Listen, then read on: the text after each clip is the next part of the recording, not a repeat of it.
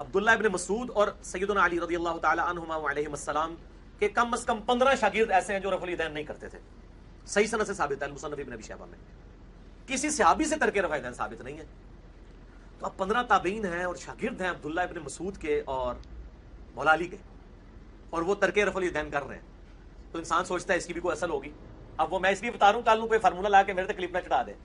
یہ ساری گلیں پتہ نہیں سانو، ٹھیک ہے، اللہ دے فضل. لیکن یہاں پہ ہمیں تابعین کا عمل اس کے اگینسٹ صحابہ کی بڑی سخت ایٹیچیوڈ ملتا ہے.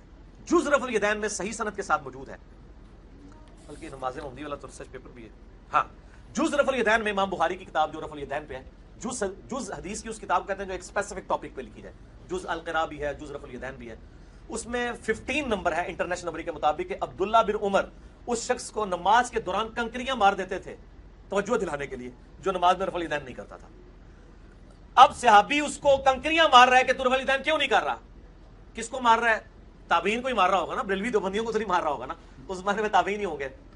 اب صحابی نے جب کنکریاں ماری، اور وہ صحابی بھی متبع سنت ہے، نبی علیہ السلام کی صحبت یافتہ ہے، اس کا مطلب ہے کہ وہ ترک رفع الیدین کو غلط سمجھتا ہے.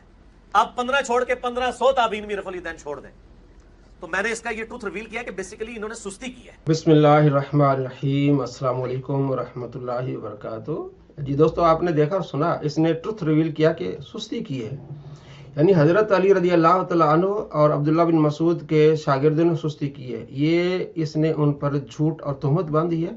تیرے شاگرد تو بڑے چست ہیں، لیکن حضرت علی رضی اللہ تعالیٰ عنہ کے شاگرد انہوں نے سستی کی ہے. ان کی سستیاں تھی کہ رفع الیدین نہیں کرتے. کتنا بڑا کام ہے رفع الیدین کرنا، ہاتھ ہی اٹھانا ہے، اس میں انہوں نے سستی کی. نعوذ باللہ من ذالک. یہ بڑی ان پر تہمت ہے.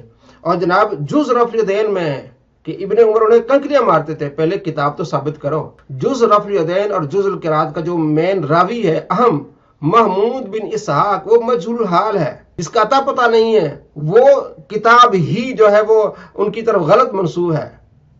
وہ کہتا ہے صحیح سند کے ساتھ ہے. بھائی پہلے اس رائٹر کا جو راوی ہے کم سے کم اس کی تو آپ حالت بیان کریں نا. معلومات عن الراوی، یہ آپ دیکھ لیں، یہ ویب سائٹ ہے. اس میں کیا لکھا؟ مجہول حال. محمود بن اسحاق مجہول حال ہے. زبردستی سے اس کو زبیر الزئی نے صحیح قرار دیا. جو یہ دکھا رہا ہے نا کہ صحیح روایت یہ زبیر الزئی نے لکھی ہے، حالانکہ یہ بار بار کہتا ہے اپنی کتابوں میں کہ قتادہ مدلس سے ان سے روایت کر رہا ہے. اور جس روایت کو محمود کی وجہ سے یہ حسن کہتا ہے کہ ابن حجر اس کو حسن کہتے ہیں، اسی روایت میں قتادہ ہے. جناب وہ تو آپ کے اصول کے مطابق تو وہ تو ضعیف ہے، موضوع ہے، مردود ہے. لیکن چونکہ اس طرح لوگوں کو دھوکہ دینا ہے. محمود بن اسحاق کی کسی نے توثیق نہیں کی.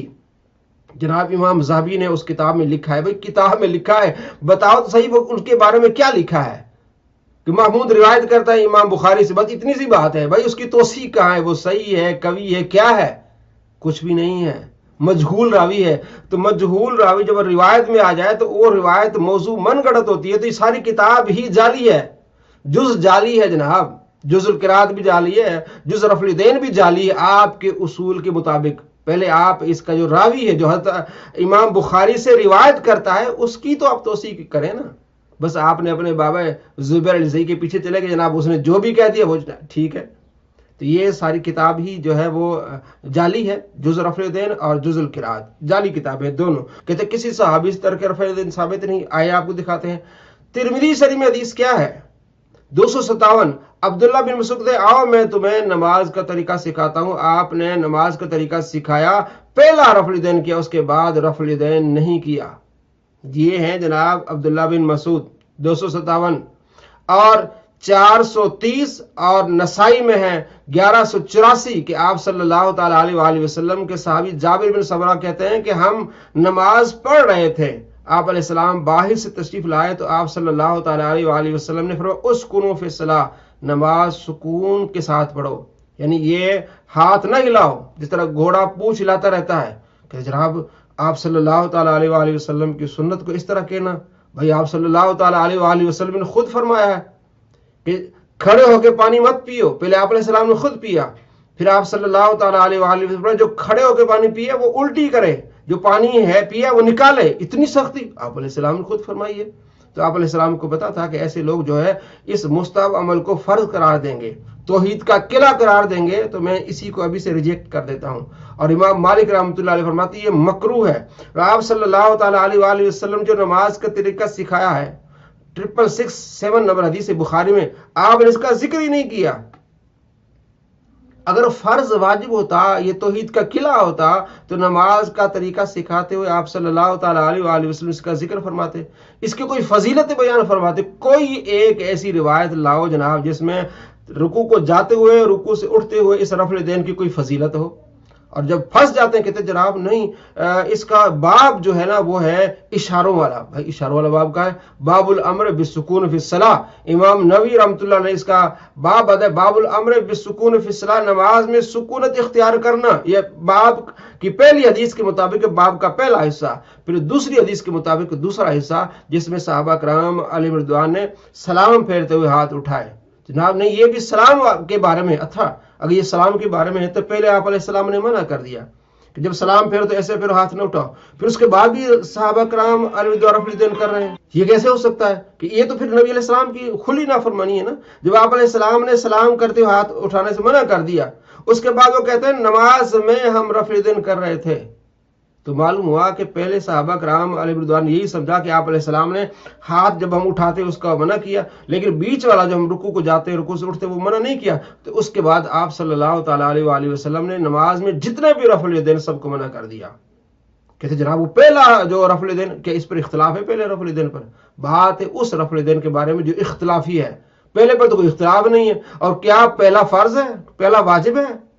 اور حدیث کے لفظ کیا ہے کہ ہم نماز میں تھے، آپ علیہ السلام باہر سے تشریف لائے تو نماز والے جو ہے رفع الیدین منع کر دیے۔ جو اسٹارٹنگ میں ہمیں کر چکے تھے وہ تو ہم کر چکے تھے، اس کے بعد جتنے بھی رفع الیدین وہ منع کر دیے۔ اور دوسری وجہ یہ کہ جتنے بھی یہ رفع الیدین کرتے جن کو آپ علیہ السلام نے منع کیا ہے فضول ہیں، اس لیے آپ نے فرمایا گھوڑے کی دموں کی طرح ہلا رہے ہو، کیونکہ گھوڑا بغیر کام کے وہ دم ہلاتا رہتا ہے۔ تو رکوع کو جاتے ہوئے رفع الیدین کو کوئی تکبیر نہیں ہوتی، رکوع سے اٹھتے ہوئے رفع الیدین کو کوئی تکبیر نہیں ہوتی۔ اس کے علاوہ جتنے بھی رفع الیدین ہیں ان کے لیے تکبیر ہوتی ہے، اللہ اکبر کہا جاتا ہے۔ عیدوں پر بھی جتنے رفع الیدین وہ اللہ اکبر کے ساتھ ہوتے ہیں، وطر کے ساتھ جتنے جو ہے رفع الیدین وہ اللہ اکبر کے ساتھ ہوتا ہے، وہ فضول نہیں ہوتا۔ تو اس رفع الیدین کو گھوڑوں کی دموں سے تشبیہ دی گئی جو فضول ہے۔ جب یہ رکوع سے اٹھتے ہیں تو اللہ اکبر تو نہیں کہہ رہے ہوتے، اور جب جاتے ہیں تو یہ رفع الیدین کا نہیں ہوتا، وہ تو انتقال کی تکبیر ہوتی کہ آپ اب رکوع کے لیے جا رہے ہیں۔ جناب علی نبی صلی اللہ تعالیٰ علیہ وآلہ وسلم نے اس سے منع فرمایا ہے، اور آپ صلی اللہ تعالیٰ علیہ وآلہ وسلم نے حج کا طریقہ سکھایا، روزوں کا طریقہ سکھایا، پوری اسلام میں تفصیل بتائی۔ تو نبی صلی اللہ تعالیٰ علیہ وآلہ وسلم نے نماز کا طریقہ سکھایا، تو کیا آپ علیہ السلام نے کسی ایک روایت میں سکھایا کہ جناب اب آپ نے نماز میں رفع الیدین یوں کرنا ہے؟ آپ صلی اللہ تعالیٰ علیہ وآلہ وسلم نے اس کی کوئی فضیلت بیان کی ہو؟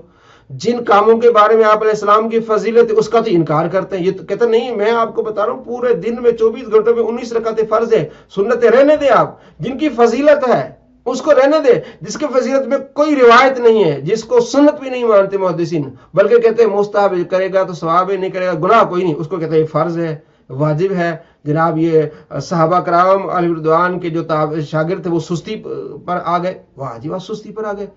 تو اپنے شاگردوں کو بڑی تعریفیں کرتے ہیں کہ بڑے ایکٹیو ہیں میرے شاگرد، جناب یہ چینل بنا لے وہ بنا لیا، تو حضرت علی رضی اللہ تعالیٰ کے شاگرد سست ہو گئے، حضرت عبداللہ بن مسعود کے شاگرد سست ہو گئے۔ یہ تو آپ گستاخی کر رہے ہیں صحابہ کرام علیہ رضوان کی کہ ان کے شاگرد ہی کرنے لگے، کہ ان کے اندر یہ کوالٹی تھی کہ اپنے شاگردوں کو کچھ نہ سکھا سکے، کہ جناب وہ جیسے وہ چلے گئے تو فوراً انہوں نے سستیاں کرنی شروع کر دی۔